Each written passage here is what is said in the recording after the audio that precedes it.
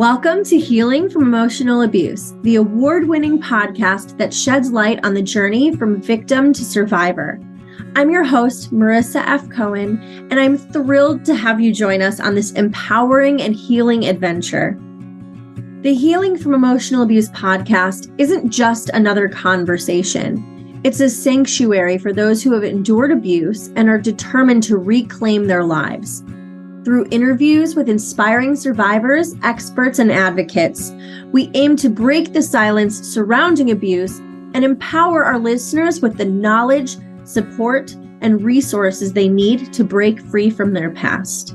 Our mission is to provide a safe space where survivors can share their stories, find solace in knowing they're not alone, and discover the strength within themselves to heal and thrive. Each episode is filled with powerful narratives, practical strategies, and compassionate guidance to help you overcome the lingering effects of abuse and build a brighter future. It brings me immense joy to announce that the Healing from Emotional Abuse podcast has been honored with the prestigious Purple Ribbon Award for Outstanding Domestic Violence Podcasts by DomesticShelters.org, recognizing our commitment to raising awareness about abuse and offering hope to survivors worldwide. We have hit top 10% globally and top podcast in 25 countries. This accolade is a testament to the incredible guests who have shared their stories and the tremendous support from our devoted listeners. Thank you so much. Whether you're a survivor seeking healing, a friend or family member wanting to understand and support, or an advocate dedicated to creating a safer world, this podcast is for you.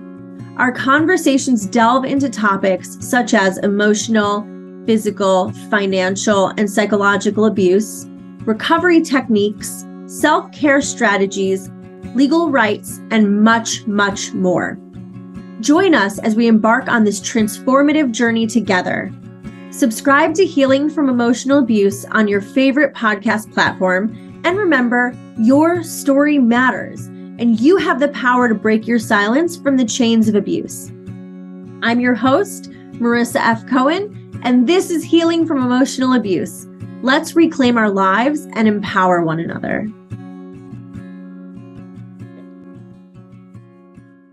Welcome back to the Healing from Emotional Abuse podcast. As always, I'm your host, Marissa F. Cohen, and today we are joined with a really awesome guest.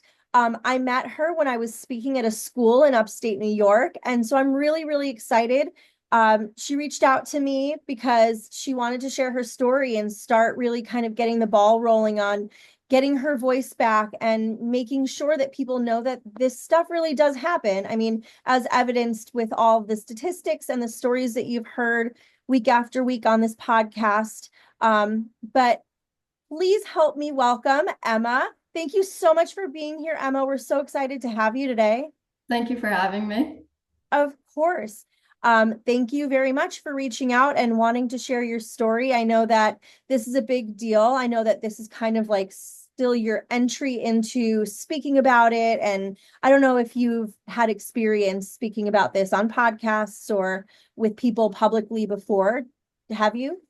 Yeah, I was a keynote speaker at my school for this, but I've never been a podcast about it. That's awesome. And so when you were speaking at your school, what was the response like? It was very supportive. A lot of people afterwards came over to me, and the next few days people would recognize me, and then my other clubs, they would talk to me about how powerful it was. So it was a great outcome. That's amazing. So you were met with a lot of support, which I can speak from my experience was very different than when I came out and spoke about it in 2010. So it's really incredible to see how much culture has shifted and conversations have shifted, but I commend you so much for speaking out publicly, especially as your first time being a keynote I was at that event actually. So there were hundreds of students there. It was not a small room. We were in a huge room. At first we were outside in front of the student center. Then we went into a big auditorium in because it was raining. So Mhm. there were a lot of people, and I'm really, really glad that it was a very positive experience for you. Mhm. Thank you. So if you wouldn't mind, would you tell us your story? Yeah, of course. So, January 2022, I met this guy in person. We knew each other through mutual friends. We worked at the same place, so we decided to hang out. And from day one, he was one, begging to date me, and two, begging to have sex with me. And then I should have, ran, but I didn't. I stayed with him. And then I told him that I'd make it official on my terms when I was ready. So February 9th, 2022, I made it official with him. And then I was very scared to have sex. I've never had sex before. I wasn't on birth control yet. So I'm like, wait until I'm on birth control and then do your thing.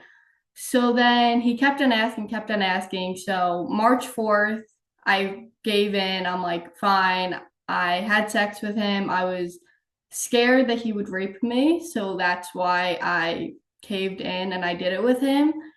And then we hung out a few times. Like, same thing happened. We did it consensual. Everything was fine. And then March 9th, which was 5 days later, he decided he wanted to do it without protection, and I wasn't comfortable with that. Not yet on the pill, just wasn't comfortable. So he kept on asking, kept on asking. His whole family was home. I'm like, no, like, we're not doing this without protection. Like, use protection and it's fine. And then eventually he's like, fine, we'll just cuddle, everything's fine. So then when I like faced away from him, that's when he did it, when I like wasn't expecting it. So it felt like an eternity that I was there. But it was, don't know how long it was. And then my body goes into a shock and I couldn't move. I couldn't talk. Like, he kept on holding me, putting his hands in inappropriate places, thinking that would make it all better. And then maybe an hour or two later, my mom was there to pick me up. I was still 16, so I couldn't drive yet. So then I was able to get my body out of shock and put my clothes on. And then we were texting about it, and I'm like, like, you raped like the one person that like genuinely cares about you. And he's like, I know what I did. I'm sorry. It'll never happen again. So then we hung out once more to talk about it. Didn't really go very well. Um, I we went to like a family event, and I was like talking to his sister about it. And then fast forward April 5th, I came out and I told my dad about what happened. And within an hour, I was called out of work and I was in the police station. We reported it. April 19th, 2022, they forensically downloaded the messages of probably 30 something messages of him admitting it. They downloaded it. And then every 2 weeks, they kept on saying, 1 week we'll have an answer, 1 week we'll have an answer on the case. October came around, October 5th. They said texts were too inconclusive, the case is dropped. And the prosecutor wouldn't even get on the phone with my parents, the detective would. So I've been trying to fight it since then, but like, we're sending emails and letters to everybody in the state that I live in, and nobody is answering us, coming back to us with anything. So my coping mechanism became, I put a picture of him on a punching bag in June of 2022. And now fast forward 2.5, almost 3 years, I have no use of my right hand. I'm 2 surgeries deep. I really messed myself up because of that. So then the gym became my coping mechanism. So like, through this injury, I would just work out really, really hard, just try to fight the mental pain. And that's pretty much my story. Wow. There are a lot of things you said that that created a big thought bubble in my head. Mhm. I don't know if that's the right way to say that, but first I want to say I'm so sorry that that happened to you. What a horrible, despicable human being. I Mhm. mean, truly, like it, what really, what really kind of gave me pause just from the jump was that you said, I felt like if I didn't have sex with him, he would have raped me. Mhm. Do you mind if I ask what gave you that impression? I felt like he just kept on asking, and he wasn't going to accept no. So then I felt like if I just said yes, it would be consensual and everything would be fine. So I was very just scared that he wouldn't accept no and do it anyways. So you know that that's called coercion, right? Hmm. So that's coercion. That means that he pestered and guilted and pleaded until you said yes, even though your original answer was no. That's still technically legally not consensual. Hmm. Do you have any of that in text messages? Can we have sex today? No. Can we have sex today? No. Can we have sex today? Yes. Yeah. Fine. Yeah.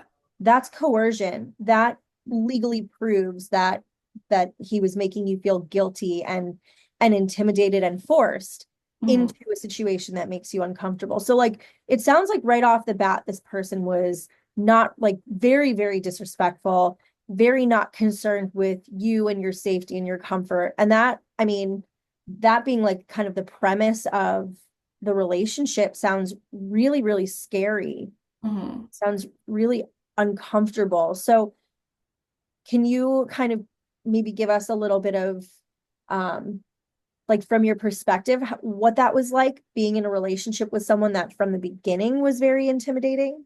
It was very scary, but it was also scary to get out of the relationship because all my past relationships, I was only 16, but I've been in some past relationships that were absolutely terrible. So I was very, very scared. I had like this one guy saying that as soon as I break up with him, he's going to kill himself. So I stayed with him for a whole 6 months. So I was just scared that that was going to happen again. I was scared that some of my past relationships would like kick back and just things from my past relationships would happen again. So it was just a very uncomfortable, very scary situation for me, and I didn't really know how to get out of it. That's really interesting in a bad way because Hmm. most of the people who are in abusive relationships like this or or unsafe and unhealthy relationships uh have a past history of being predisposed to unhealthy relationships. So it Hmm. sounds like even by 16 you had already experienced people who were manipulative or people who are abusive or emotionally abusive, right? If somebody says if you break up with me I'm going to kill you, that's emotional abuse. It's psychological abuse, right? It makes you feel like if you leave, you're now responsible for this person's life. That's horrible. Like Hmm. I'm so sorry that you Hmm. had all of these experiences.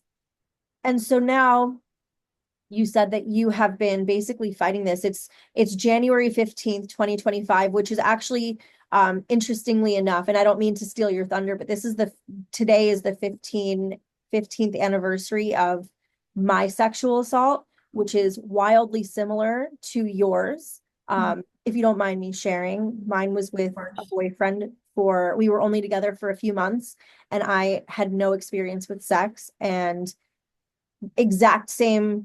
scenario where we were laying in bed and I turned over and that was that and he did what he Wow. did, I'm right? And sorry. so thank you very much and I'm sorry, I'm sorry that we have this very relatable story. It's horrible. Yeah. Hmm. um but it sounds so you've been fighting for almost 3 full years to get this seen and heard and taken care of. Hmm. um and that process has been long and arduous and exhausting and you've reached out to everyone. So what what do you hope like happens? What is your hope for this year? What do you want to happen? I really just want healing for myself. I really want sometime in the future for someone to see all these emails and letters that we're writing. My dad's a lawyer. He's reaching out to everybody that he could. And I really want this case to be opened back up because he's a very dangerous person. And I don't necessarily want him now just to go to jail for what he did to me because it was so long ago, but I want him to face consequences or at least for this to be opened back up. So when another girl comes out and says that he did this to them, it wouldn't be the first time they're hearing about it. So I just want other girls to be safe around him and I don't want him to do it to another girl. So whatever I could do to help other girls, I would want to do that.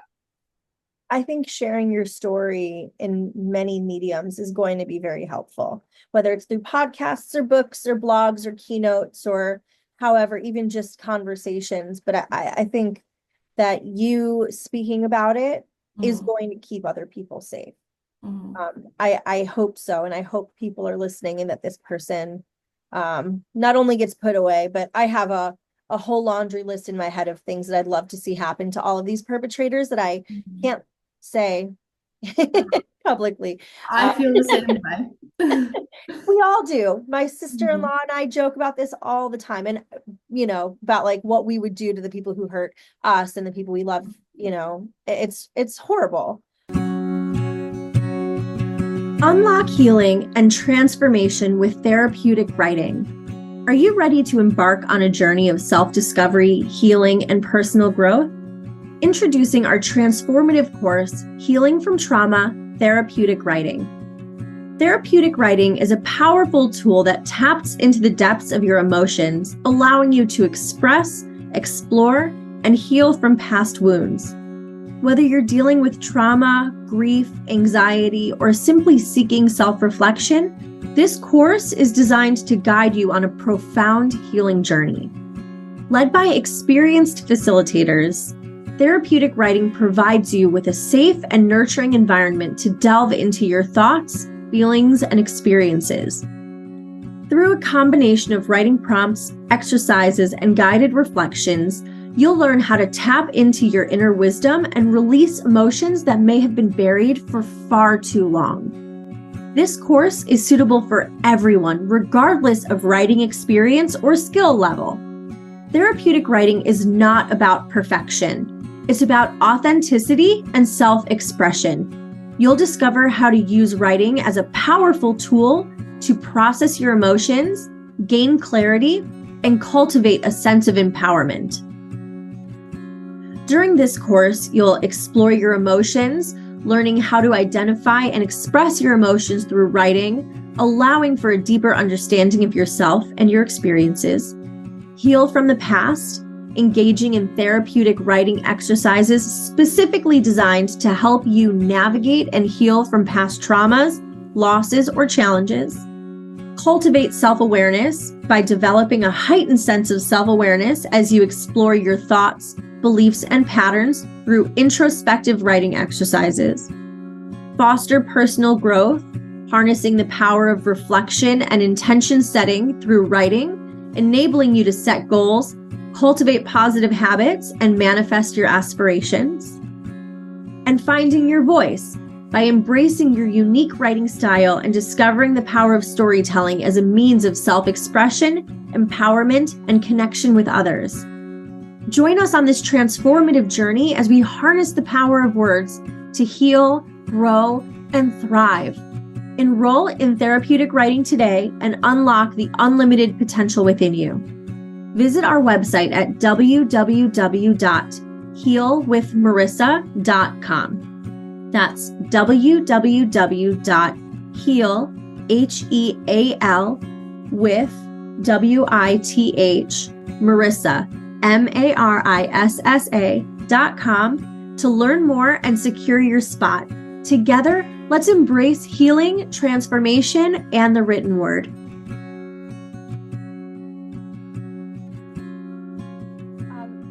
So you mentioned that you put his face on a punching bag, which I think is hilarious. And that actually ended up hurting you, so you went to the gym. What else do you do for self-care, especially on like those bad days? I write a lot. I have a lot of poems that I write, speeches.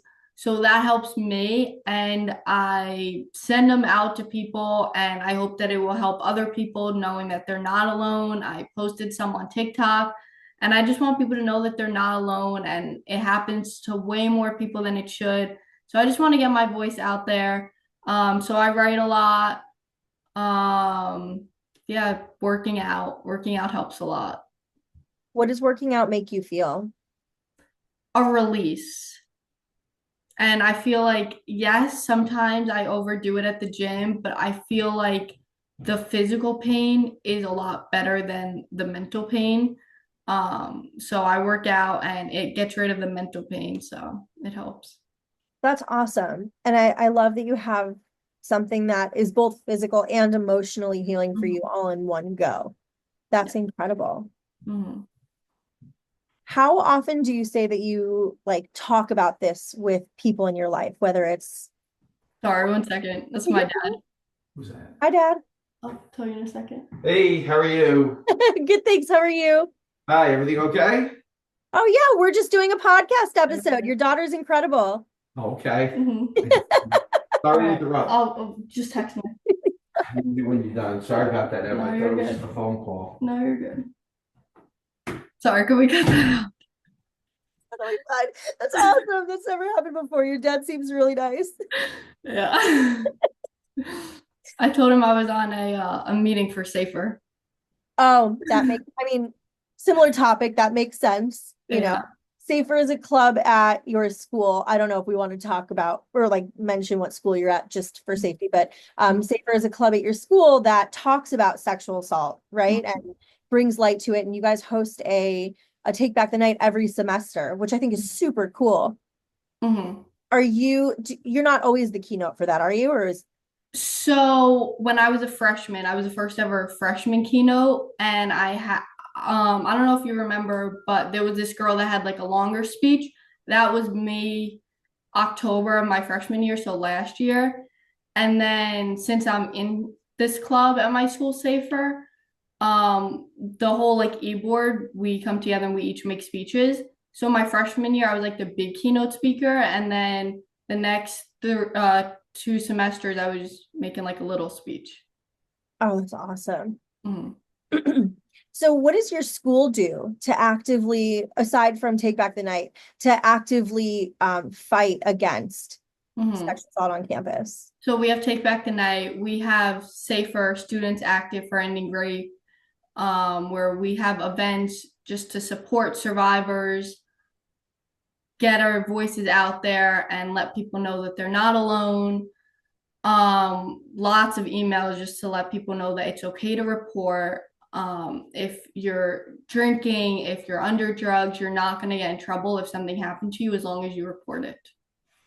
Awesome. Okay, so there are protocols in place aside from just a Title IX investigation to help people feel safer coming forward. Again, these are things that were not accessible or even available when I was in college, which, you know, I like to pretend wasn't terribly long ago, but that's just not the case, unfortunately. So it's nice to see that the world is changing and that people are actually acknowledging this stuff. Mhm. So if you had to give a piece of advice to any other survivor, maybe somebody who went through something similar to what you did, what would Mhm. you say to them? Definitely report it. It hurts a lot if your case or if you aren't heard, if you don't get justice. But reporting it made me feel like I do have a voice. So definitely report it. And I pray to anybody who does report it that the justice system gets fixed and they could be heard. So I just want people to be heard and to feel like they have a voice again. I don't want anyone, feeling like they're alone through whatever they're going through. Amazing. And I know you mentioned that you share your poetry and story on TikTok. Do you want to maybe like give your socials so that people can follow you if they're interested? Yeah, so I can't get back into my TikTok, so I haven't posted on it in a while. But could I look it up real fast? Sure, yeah, All right. absolutely. All right, yeah, I'm trying to be able to get back onto it. Hopefully, TikTok doesn't actually go away. Oh yeah, you should probably have an Instagram or like a YouTube just in case. Yeah, I could give my Instagram. Whatever you're comfortable with. All right, it's just my first and last name. Is that cool to like Of share? course. As long All as you're right, comfortable with that. yeah, it's Emma underscore list now. So that's so EMMA underscore LISNOW. That's my Instagram. Awesome. So if you want to follow Emma and her story, listen to some of her poetry, and hopefully we'll get some resolution to your case. It'll be reopened, and this person will not only go to prison, but also have not great things happen. Like maybe he'll get smallpox or something, you know? Yeah. The measles. I don't know. Yeah. But yeah, then follow Emma on Instagram. It's Emma EMMA underscore Listnow LISNOW. Thank you so much for being here, Emma, and for feeling compelled to share your story and, make the world a safer place. Hopefully this person will be put away and can't hurt anybody else anymore. Hopefully.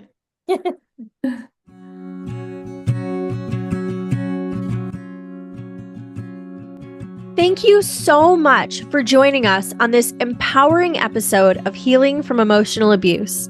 We hope you found inspiration and valuable insights to support your journey towards healing and growth. We want to express our deepest, heartfelt gratitude to all of our incredible guests who have continued to bravely share their stories, as well as to our devoted listeners who have supported us on this remarkable adventure. Your unwavering commitment to breaking the silence and healing from emotional abuse, surrounding abuse and sexual assault, and promoting a world free from violence is truly commendable. We would also like to remind you that in addition to the podcast, we offer personalized one-on-one and group coaching services to support your healing journey. Our compassionate and experienced coaches are here to provide guidance, tools, and a safe space for you to explore your path towards empowerment and well-being. Visit our website at www.coachingwithmarissa.com. That's www.coaching